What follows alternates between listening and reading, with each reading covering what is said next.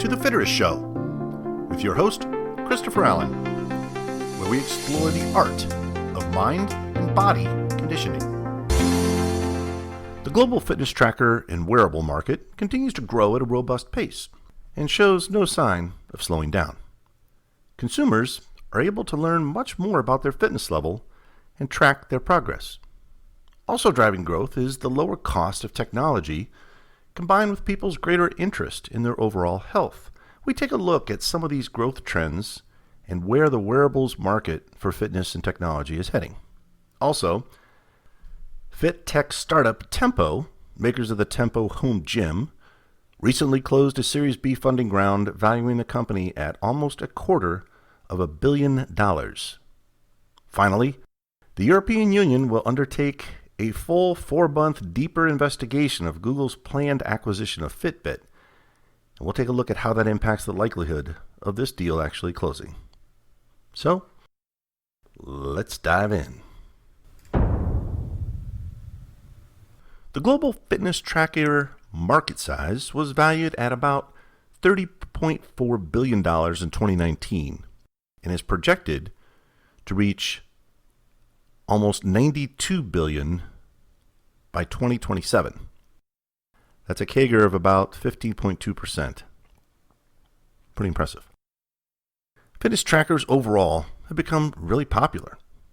These devices are used to track and monitor fitness-related body activities such as number of steps walked in a day, calories that you've burned, calories that you've consumed, and food that you've eaten, heartbeat rate measurement, and even sleep duration.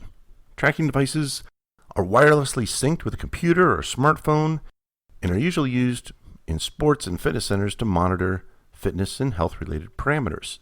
According to research by Pew, in 2019, approximately 1 in 5 Americans regularly use a fitness monitoring device.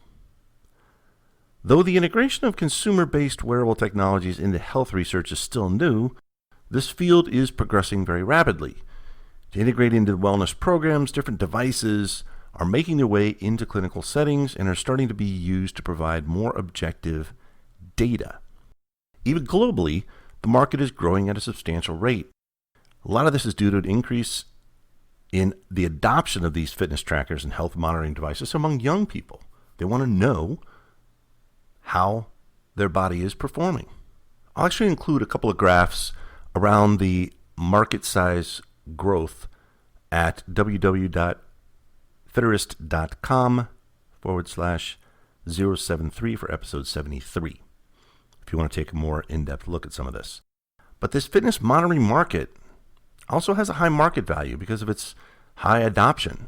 Technology is progressively finding a place within people's fitness and workout routines. When people go to the gym, are now just curious to know more about their progress, their body fat percentage, sleep quality, apart from just simple information that they used to be able to just get from their scale, which is like their weight.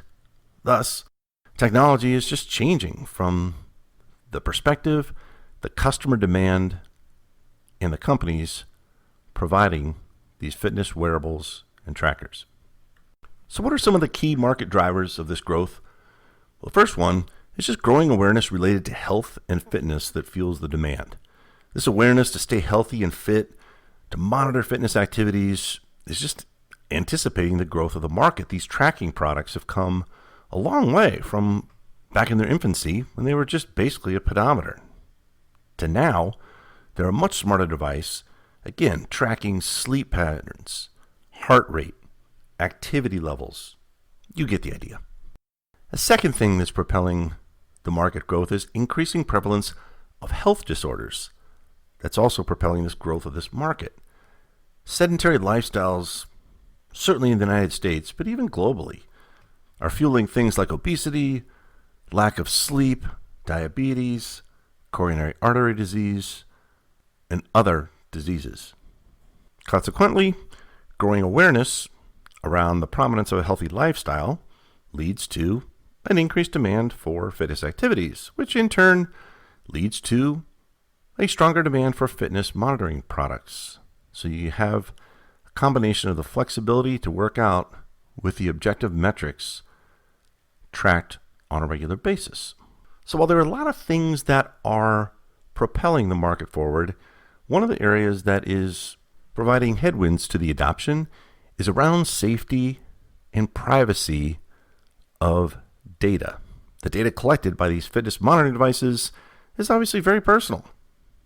The information by which the user includes weight, birth date, maybe photos, GPS coordinates of where they've been, heart rate, steps, all the information that's being tracked by the device. In addition to this being highly personal data, it's also data that is of large quantity because it's collected automatically on a recurring basis. Thus, person could be left open to privacy concerns on exactly how this data is or is not being used. Just a side note, but later on in this episode, we'll talk about the challenges that Google is having acquiring Fitbit due to privacy and data concerns. But stay tuned for that. But overall, the market continues to grow relatively steadily for these different segments, which includes everything from smartwatches to fitness bands to smart glasses to smart clothing, where they actually sew sensors into the fabric that monitors heart rate, pulse rate, and other fitness and medical metrics. And as you would expect with a growing market, you also have the entrance of some big key players. Little small companies like Apple, Google, Garmin, Fitbit, Huawei, Pebble, Samsung, Jawbone, Nike. So there's a lot of companies that are interested in helping their customers more accurately measure their athletic performance to help them not only improve athletically and from a performance standpoint, but also just to be healthier. In our second news story,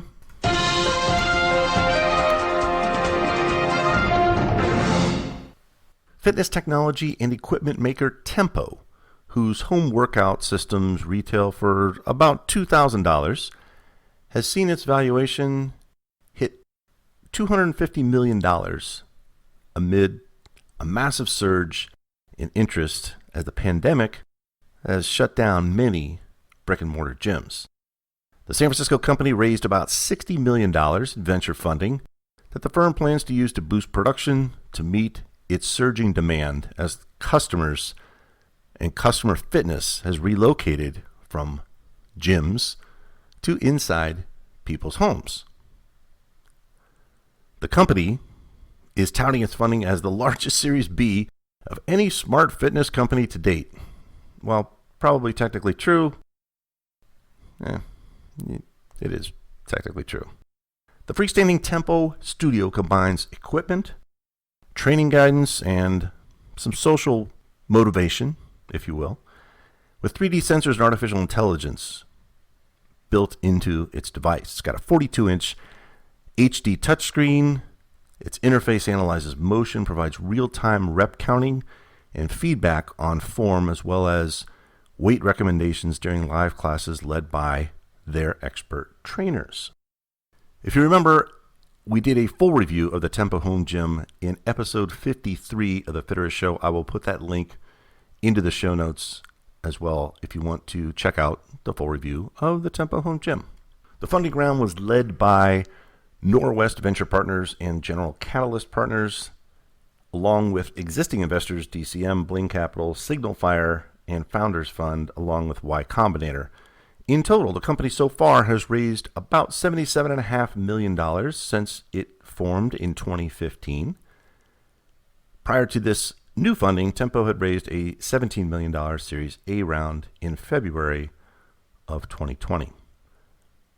And they're going to use these new funds to accelerate hiring, increase the manufacturing capacity, and expand some of the interactive fitness content that they have with a second full production studio. So they have plenty of content because, remember, part of their business model is selling the subscription service to the Tempo Studio. Sales of that Tempo Studio are up nearly 500% since February. The company just inked a distribution partnership with real estate property company Tishman Speyer. So this is another example of COVID actually dramatically changing the landscape. This transition from fitness in the gyms to much more of a home-based fitness probably accelerated the growth of companies like Peloton, like Mirror, like Tempo, somewhere between 3 and 7 years. Also, the company announced that the Tempo Studio will be available for purchase on bestbuy.com beginning in August, so increasing their online distribution channel via Best Buy. And since I just mentioned Mirror, remember that Lululemon announced that it was buying Mirror for $500 million. And also remember that connected bike maker Peloton has seen its stock soar in 2020 as reported a 66% year-over-year spike in first quarter sales, pushed by the pandemic's early days and people wanting to work out in the safety and comfort of their own home. So amid this global pandemic, we've all seen the at-home fitness market explode. I don't think this is the end. Stay tuned for more fit tech companies to emerge, more M&A in the space. In our third news story for the day,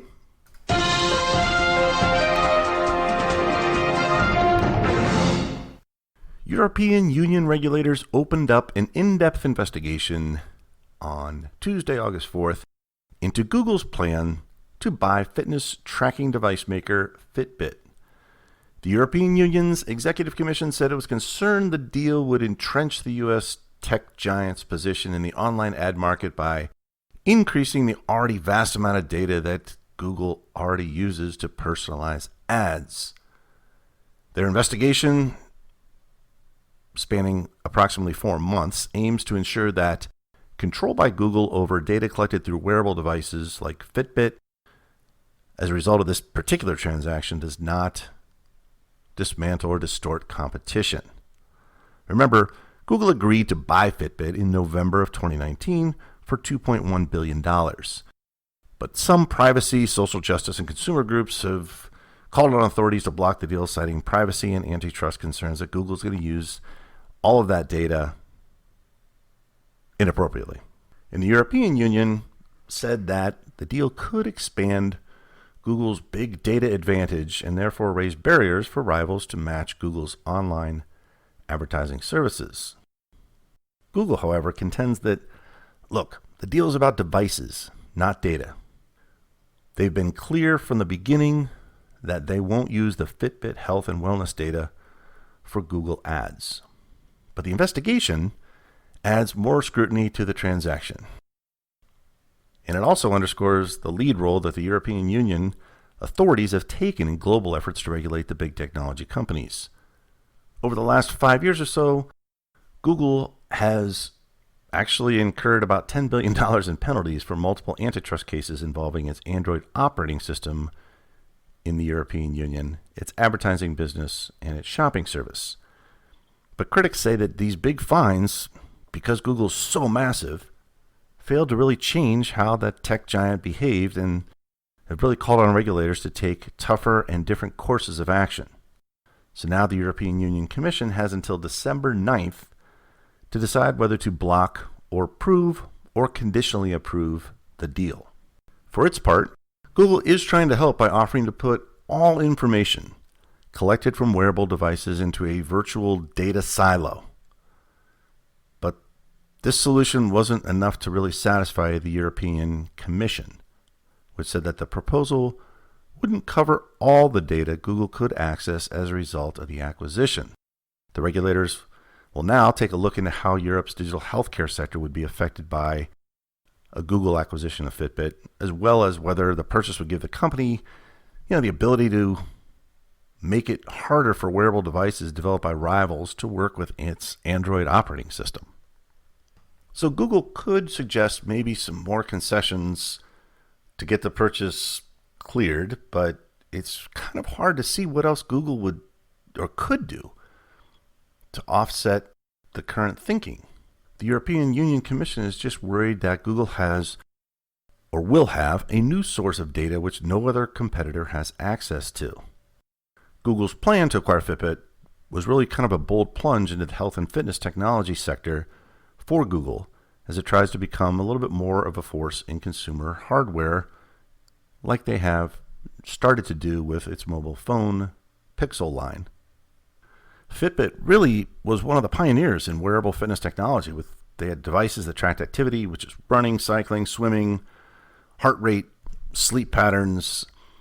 And to date, the company has about 30 million active users worldwide and has sold more than 100 million devices.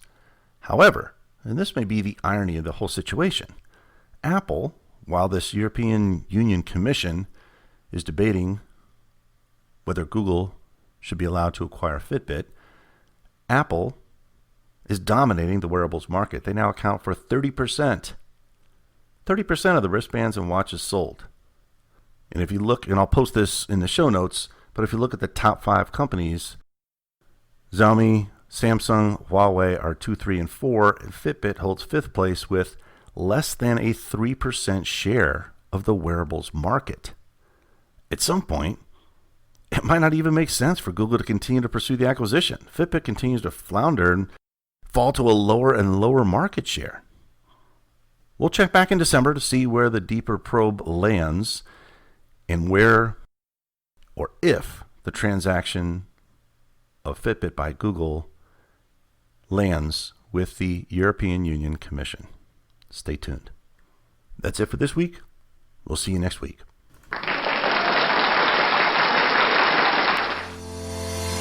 With that, I'd like to thank you for taking the time to listen to The Fitterist Show. You can follow us on Instagram at FitteristMindBody and on Twitter at FitteristMind. If you enjoyed this episode, please send it to a friend or subscribe to make sure you don't miss any future episodes of The Fitterist Show. My name is Christopher Allen, and make it a magical day.